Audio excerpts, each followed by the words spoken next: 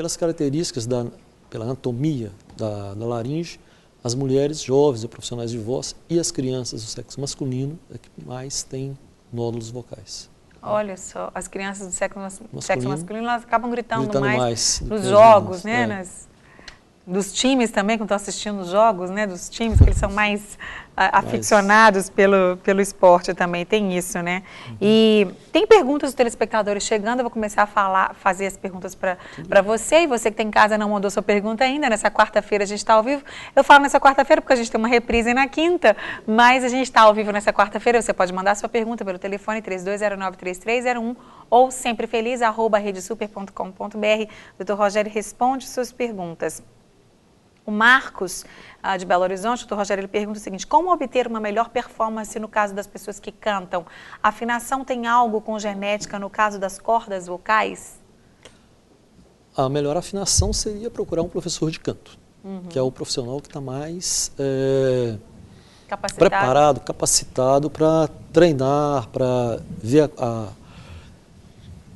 qual que seria o melhor tratamento, não tratamento, o melhor treinamento que a pessoa pode ter nesse caso. Então, o profissional de voz é o professor de canto, no caso. Tá? E a performance, no caso, também isso, a afinação, tem a ver com genética? É difícil dizer. A laringe tem vários tamanhos, várias formas, dependendo da genética de cada um, da raça e um monte de coisa. Então, isso pode influenciar, né, o tamanho da corda vocal, a capacidade do fole pulmonar, isso tem a ver com a genética. Pode dizer que tem alguma coisa a ver, sim. Ok. Aqui, a outra pessoa que nos identificou, ela pergunta se o chá pode ajudar a conservar a voz. Tem muito mito sobre isso, sobre chás, gengibre, é mais um mito. O gengibre mesmo, ele tem um efeito anestésico, então ele faz uma maquiagem. Ele mascara alguma irritação, você acha que está ficando bem e pode a doença continuar. Tá? Ok, porque tem gente também que acha que o chá preto ou o chá mate, esses chás mais fortes, eles prejudicam a voz. Então ele pode nem prejudicar e nem ajudar. Seria mais como hidratar, né? Gelo em excesso, calor em excesso deve ser evitado, né? Mas a hidratação é sempre boa. Então o chá como hidratante, ok, não tem problema. Ok. Voltamos aqui com o Dr. Rogério. A gente tem alguns recadinhos aqui, os recadinhos eu leio depois. Doutor Rogério, quais seriam os tratamentos? Aliás, antes disso, a gente viu também na matéria, Ana Maria Paris dizendo que se você tem uma rouquidão prolongada, você deve procurar um médico. A partir de quanto tempo? Por exemplo, a pessoa está rouca por 2, 3, 5 dias, 10 dias, se não me engano ela me disse ali 15 dias, né? Ela disse ali na matéria. E aí, depois de 15 dias, aquela rouquidão que não foi por uma gripe, por uma laringite, uma rouquidão que veio, como a gente diz, do nada, ela deve ser preocupante. Bom, como você falou, 3, 4, 5 dias eu posso estar gripado, ou tomei gelado, fui ao campo de futebol, gritei, desenvolvi uma laringite, eu dormi mal. E isso vai passar, algumas vezes até espontaneamente. Passou de 15 dias, deve ter alguma alteração na corda vocal que tem que ser examinada. Nem sempre uma doença grave, mas a gente se preocupa até com o câncer quando isso acontece. É lógico que tem outras coisas associadas. Homem, como eu falei, que fuma, que bebe, que está emagrecendo, que tem algum nódulo no pescoço, tem alguma dificuldade para engolir, a gente fica em alerta. Mas pode ser uma professora que está com uma carga horária extensa e chega em casa e grita um pouco mais e não bebe água, pode ter um refluxo digestivo e ela está desenvolvendo um nódulo vocal. E está com 15 dias e tem que ser tratado. Tá? Então tem que procurar um profissional da otorrino, da otorrinolaringologia, que vai fazer um exame da laringe. Normalmente a gente faz uma videolaringoscopia, que é um exame em que a gente filma a prega vocal em movimento. Existem vários exames que podem ser feitos. Né? E a partir daí a gente chega a um diagnóstico. Tá? Com o diagnóstico nós vamos pensar o tratamento que vai ser realizado. Você estava comentando o tratamento. Pode ser puramente um tratamento fonoaudiológico, que resolve na grande maioria dos casos. Tá? Mas em outros casos a gente vai entrar com medicações, a gente vai avaliar, ela falou ali de problemas neurológicos, se tem algum outro problema em outra área do organismo provocando isso. Pode ser um problema de tireoide, um hipotireoidismo pode tornar a voz de uma senhora mais grossa, como se fosse uma voz de um homem. Tá? tuberculoses ou outras doenças qualquer que pode desenvolver na laringe. Então é feito um diagnóstico diferencial e baseado nesse diagnóstico é que tem o tratamento. Em alguns casos, né, tumores são radioterapia e cirurgia. Tá? Ok. Então, é claro, gente, a gente tem mania, né, de ficar dando um jeitinho aqui, toma um chazinho ali, um xaropinho ali, colar. Um gengibre para mascarar e vai levando. E né? vai depois... Depois, a coisa que talvez fosse simples pode ter ficado bem pior. Né? Então, a gente realmente precisa estar atento a isso. Como que está funcionando no SUS, doutor Rogério? As pessoas têm acesso fácil a um especialista pelo SUS? As pessoas podem procurar os postos de saúde, as pessoas que estiverem sentindo alguma coisa em relação a isso? Bom, aqui em Belo Horizonte tem vários postos em que tem otorrinolaringologistas.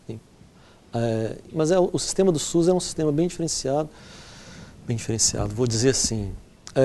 Você vai a um posto, pode ser que tenha um médico que não seja especialista. Mas tendo problema, ele vai fazer uma guia de encaminhamento. Essa guia de encaminhamento ela vai para ser direcionada através de uma central para uma outra central, onde que tenha o especialista que possa. Isso pode demorar um tempo. Estamos no Brasil, infelizmente, as coisas não funcionam exatamente como está descrito que deve ser, né? Aquele fluxograma. Tá? Mas tem que ser procurada ajuda. Né? Com certeza. A gente não pode, né, bobear de jeito nenhum. Chegando mais perguntas aqui para você, doutor Rogério. A Maria das Graças, ela pergunta o seguinte: eu estava com o corpo quente do sol, tomei banho frio e senti que minha voz não ficou a mesma coisa. Isso já tem 6 meses. O que fazer? Muito tempo, Maria das Graças. Pois é. Primeira coisa é para fazer uma consulta, tá? Ser avaliada a corda vocal dela. Eu falo corda, mas é que todo mundo fala, prega vocal.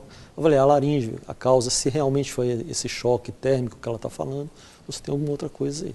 6 meses é muito tempo. Realmente. É muito tempo para ser simplesmente um choque térmico, né? Muito difícil. Se fosse apenas isso, talvez tivesse voltado antes. É bom.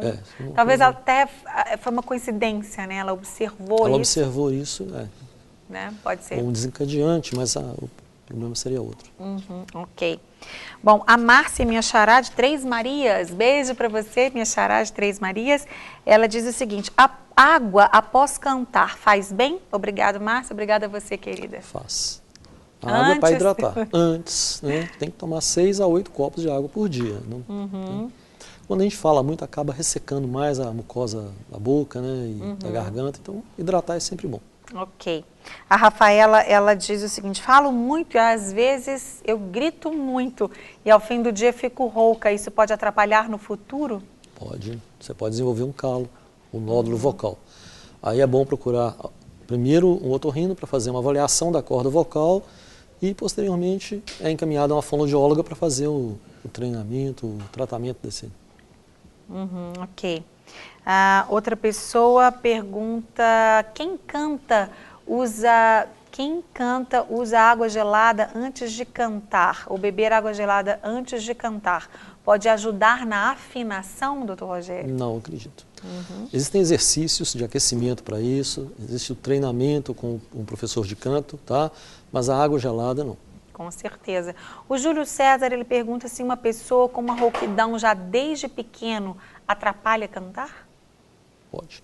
Uma rouquidão desde pequeno pode ser um nódulo vocal que ele desenvolveu por grito, né, na infância, ou pode ser uma alteração na corda vocal, que a gente chama de alteração estrutural mínima, como um sulco na corda vocal, que é uma depressão, e que isso pode levar a uma alteração da voz permanente até, em alguns casos. É verdade, tem gente que a gente observa que parece que é rouco desde pequeno e vai ser rouco sempre, né? Isso pode acontecer uma característica da pessoa e ela não ter problema algum? Pode. Pode, né? A Terezinha, do interior de São Paulo, ela é de Apiai. Ela disse o seguinte: sou de São Paulo, gostaria de saber o que fazer com refluxo. Eu sofro muito com isso. Aí tem que se procurar. Aí é uma avaliação multidisciplinar. Normalmente é feita uma avaliação otorrinolaringológica para ver se o refluxo está afetando a via aérea, tá? Está provocando uma alteração que a gente chama de paquilaringite ou alguma outra alteração na laringe. É também procurado um gastroenterologista que vai avaliar a via digestiva. Se tem uma hérnia de hiato, se tem uma gastrite, uma esofagite, alguma outra alteração que possa estar provocando esse refluxo. Algumas vezes o diagnóstico é difícil e pode ser feito pH-metrias de 24 horas, exames mais elaborados para chegar a uma conclusão. O tratamento é baseado em dietas, orientações sobre dormir com a cabeceira mais alta um pouco, medicações que são usadas durante períodos grandes, 6 a 8 semanas de bombas de prótons para regular a acidez. Em últimos casos, quando existe a hérnia de hiato, ela pode ser realizado o tratamento cirúrgico dela, que é uma fundoplicatura. Ok, mas é importante procurar o tratamento. O tratamento. Em dezembro eu fiquei com minha garganta muito inflamada, perdi a voz por umas semanas. Tomei anti-inflamatório, antibiótico, sarou, mas por um tempo ainda sentia um incômodo. Desde então até hoje pela manhã, acordo com um incômodo na garganta e às vezes, não sei como usar outro nome, catarro. Mas sai uma substância grossa e com alguns pontinhos escuros, outras vezes sai sangue. Gostaria de saber com o doutor se isso pode ser algo grave. Beijo para você, Daphne. Deus abençoe. Bom, com certeza é algo que tem que ser avaliado. Em dezembro, nós já estamos em junho. Em junho, né? Verdade. Provavelmente ela teve uma laringite, já que tomou anti-inflamatório, antibiótico. O quadro se resolve em poucas semanas, já estaria bem. Se ainda continua sentindo alguma coisa, tem que ser examinado, fazer um exame laringológico. Tá? Ok. Gilmara Silva. Márcia, manda beijo para mim e para minha mãe Juliana, que te assiste sempre. Deus te abençoe. Beijo para você, Gilmara, para Juliana também. Beijo grande para vocês, queridas. Peraí, deixa eu achar. A Perine, Márcia, a voz desgasta durante o tempo de vida, chegando a sumir com o passar dos anos? Existe a presbifonia, que é um envelhecimento natural, como todos os outros órgãos do corpo também envelhecem, mas que pode ser compensado. Algumas vezes a gente consegue compensar com fonoterapia. E existe também uma cirurgia, que é uma estique tipo 1, que pode ser feita algumas vezes para ganhar massa na corda vocal e melhorar a qualidade da voz. Ok. Mesmo em casos mais graves, né? Que a voz... O Marcos Gomes de Nova Era, interior aqui de Minas Gerais, um beijo para vocês. Ele diz, Márcia, seu programa é muito bom. Obrigada, Marcos. A minha pergunta é, qual a melhor maneira para não perder a voz durante um congresso profissional? Hidratar bem, evitar o ar-condicionado, talvez uma orientação fonoaudiológica antes, se ele for falar durante muito tempo, um exercício de aquecimentos, tudo ajuda. Ok. Vamos lá. A Sônia, Márcia, como fazer para ter indicações de fonoaudiólogo de qualidade em Belo Horizonte? Uma delas é a Ana Maria Parisi, que você viu aí na matéria, no princípio do programa. Existem muitos outros fonoaudiólogos muito bons em Belo Horizonte. Agora, no momento, eu não me lembro. Se você quiser citar alguém também, pode ficar à vontade. Tem Luciana Lemos, da PUC, que é muito boa. Tá? Tem vários. Ana Cristina Cortes. Já tem 3 indicações boas para você aí, Sônia. A Mariana Gomes diz, como cuidar de uma pessoa que fala demais, usa a voz e, além de tudo, é teimoso, não respeita o descanso. Deve estar falando em direto aí para o marido, para o pai, né? Só com muita conversa, né? Oi? Só com muita conversa para ele parar a teimosia. Ou às vezes, né, abrir a cabeça. A Maria diz, sou cantora e às vezes sinto a voz sumir. O que fazer para evitar isso, doutor Rogério? Primeiro, uma avaliação da corda vocal, da préga vocal, com o otorrinolaringologista, tá? E dependendo do que for achado, é encaminhado para a fonoaudióloga para fazer uma terapia, ainda mais que ela usa a voz profissionalmente. Né? Ok. E o Júlio pergunta como fazer para ter uma voz mais limpa. Ele diz, a minha é muito rouca. Primeira coisa é examinar, para a gente ver o que está acontecendo, qual que é a causa dessa rouquidão. Tá? É possível fazer, na maioria das vezes, tratamento fonoaudiológicos ou, algumas vezes, a correção de uma alergia, de um refluxo, como eu falei antes, algum hábito que ele está de abuso vocal, pode ser corrigido também. Ok.